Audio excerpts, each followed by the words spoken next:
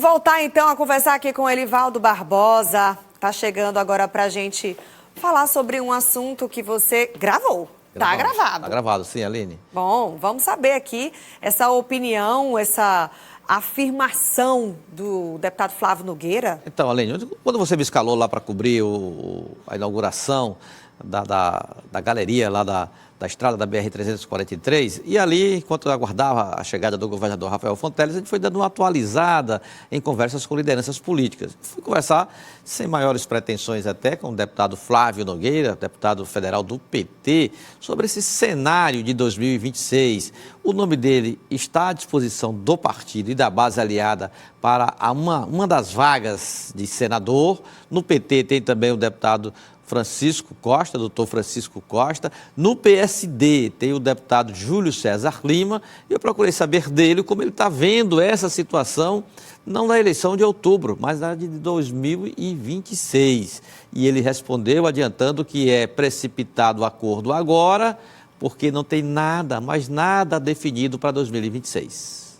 Eu vejo isso como um provérbio anglo-saxônico que dizer primeiro as coisas primeiras. Nós estamos tratando das eleições municipais desse ano, mas advertindo que em 26 não tem nada ainda formalizado, não tem acordo nenhum. Não tem ninguém já com esse cargo é meu, esse outro é para fulano. Os partidos vão sentar, evidentemente com a liderança do governador Rafael Fonteles, e dizer, o PMDB fica com esse cargo de comum acordo com os outros. O PT com esses e os outros vão assim seguindo. Ou então o PSD pode ficar com esse, ou o PMDB com aquele. Nós temos 2 vagas de senador e 1 vaga de vice, que são os cargos majoritários, e a de governador. Evidentemente que 26 era todos, mas é consenso de que o governador terá o apoio integral de todos. Os outros cargos não é consenso. Não tem consenso. Essa vaga de senador é para fulano e tal. Não tem isso. Nem o do senador Marcelo? Não vou nominar. Não tem isso. Nossa, ele foi enfático, né? Não vou nominar, não quis citar o nome de ninguém, mas não tem isso. Qual a interpretação, a leitura do deputado Flávio Nogueira, que é uma novidade nesse cenário, né? Eu, pelo menos, achava que já tinha nomes naturais para compor. Principalmente a primeira vaga de senador, do senador Marcelo Castro, que será candidato à reeleição. Ah, porque você não cita de vice, mas vice-governador é o MDB, Temístocles Filho. A reação foi imediata assim que eu postei a nota na coluna Tempo Real. O deputado Henrique Pires, do MDB, pulou longe. Que história é essa? Segundo Henrique Pires, que história é essa? Nada disso. Já tem vagas consolidadas na visão de Henrique Pires. Marcelo Castro e Temístocles Filho. O MDB vai brigar por 2 das 4 vagas na composição majoritária. Vai conseguir? É outra história.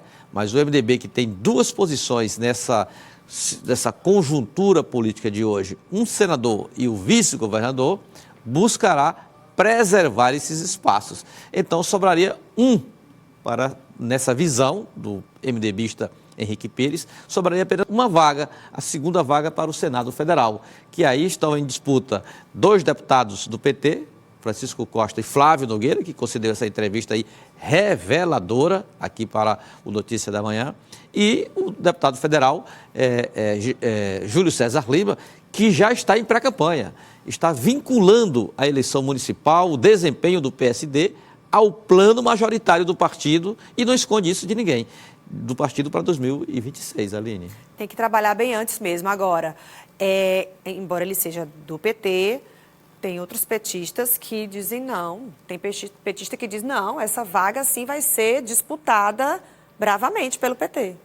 Nós já abordamos esse tema aqui assim que a deputada federal Gleice Hoffmann, que é a atual presidente do PT nacional, chegou aqui e disse o seguinte: olha, a nossa prioridade, naturalmente, que é reeleger o governador Rafael Fonteles, mas sem perder de vista os mandatos parlamentares, principalmente para a Câmara Federal e para o Senado Federal. Ou seja, o PT vai brigar por uma vaga na chapa de senador em 2026. Sobre o assunto, eu conversei ontem com um deputado federal, Merlong Solano, que é da ala raiz do PT, e ele confirmou essa estratégia. A experiência está mostrando a enorme necessidade da gente ampliar a base de sustentação do nosso projeto. Desenvolvimento com inclusão social, com distribuição de renda, é isso. Esse projeto precisa de mais força no Congresso Nacional. Eu defendo que haja uma forte ação no sentido de aumentar a nossa bancada, aumentar a bancada de partidos aliados mais confiáveis, que de fato tenham coragem de enfrentar problemas estruturantes no nosso país, para a gente diminuir a dependência em relação a um segmento mais fisiológico e mais conservador, que hoje é predominante no Congresso Nacional. Essa preocupação vai merecer um olhar especial, tanto para a Câmara como também para as duas vagas para o Senado? Precisa de um olhar especial para as duas vagas. O Congresso Nacional funciona com as duas casas.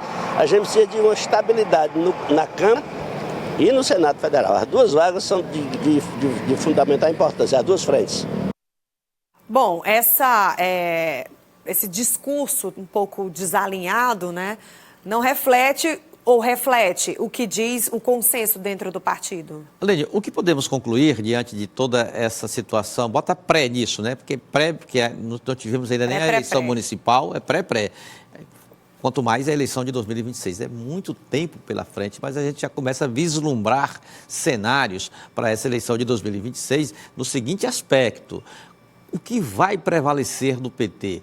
É a estratégia nacional, que olha assim com muito cuidado para o Congresso Nacional, ou a estratégia com maior peso local, que tem naturalmente a reeleição do governador como questão básica, fundamental, isso ninguém discute, está nas duas estratégias, mas na composição majoritária, a negociação em torno da vice-governadoria. Bom, o que a gente percebe é que nas últimas experiências, o peso local foi mais forte. Veja só o que aconteceu na sucessão do governador Wellington Dias. O Wellington Dias comprou, na época, uma discussão muito forte, muito pesada com o MDB, deslocando o MDB que pretendia a indicação de vice. Ele foi o PT para vice, para ter uma sucessão mais tranquila na condução de 2022 e acabou abrindo mão de vagas na chapa de senador e compondo ali uma grande aliança de deputados federais, e o PT Raiz acabou tendo até alguns prejuízos nessa parte. Agora, novamente, essa questão será posta à mesa dentro do PT. O que vai ser mais importante? A vice alinhada ao partido, a vice com um aliado de confiança, mas sem perder de vista uma vaga de senador e procurar eleger o máximo possível de deputados federais. Bom, quem está do outro lado aguardando esse desfecho, mas também de olho nessa mesma estratégia, é a oposição, atualmente tendo progressistas como referência. Mas daqui para lá ainda tem muita água para rolar aí debaixo da ponte. Sem dúvida nenhuma. E a gente está falando de eleições 2024, mas tudo que está em torno das eleições deste ano também reflete nas próximas eleições. Por isso que a gente está tocando nesse assunto.